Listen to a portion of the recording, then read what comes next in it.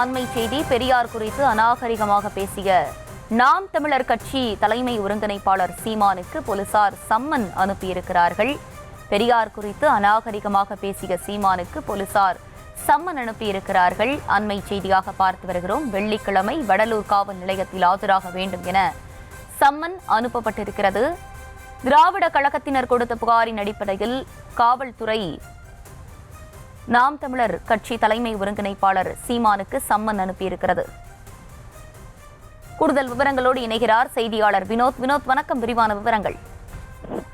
நிச்சயமாக கடலூர் மாவட்டம் வடலூரில் சமீபத்தில் செய்தியாளர்களை சந்தித்த நாம் தமிழர் கட்சியின் ஒருங்கிணைப்பாளர் சீமான் பெரியார் குறித்து சர்ச்சைக்குரிய வகையில் தனது கருத்தை பதிவு செய்திருந்தார். இதற்கு பெரியாரிய ஆதரவாளர்கள் மற்றும் பெரியார் அமைப்புகள் இருந்து பல்வேறு எதிர்ப்புகள் எழுந்தது. மேலும் அவர் வீடு முற்றுகையிடப்பட்டு போராட்டம் கூட நடைபெற்றது.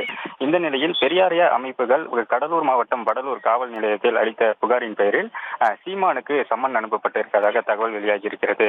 மேலும் வரும் வெள்ளிக்கிழமை அன்று வடலூர் காவல் நிலையத்திலே ஆஜராகி தனது விளக்கத்தை சீமான் அளிக்க வேண்டும் எனவும் அந்த சம்மனில் குறிப்பிடப்பட்டிருப்பதாக தெரிகிறது. மேலும் வடலூர் காவல் நிலையத்தை சார்ந்த காவலர்கள் நீலாங்கரையில் உள்ள சீமானுடைய இல்லத்திற்கு நேரடியாக சென்று அந்த சம்மனை வழங்கியிருப்பதாகவும் நமக்கு தகவல் என்பது தெரிவிக்கப்படுகிறது. தொடர்ந்து சீமான் பெரியார் குறித்து சர்ச்சைக்குரிய வகையிலே பேசி வரக்கூடிய சூழலில் தற்பொழுது வடலூர் காவல் நிலையத்தில் இருந்து நாம் தமிழர் கட்சியினுடைய ஒருங்கிணைப்பாளர் சீமானுக்கு சம்மன் வழங்கப்பட்டிருப்பது ஒரு பரபரப்பாக ஏற்பட்டிருக்கிறது.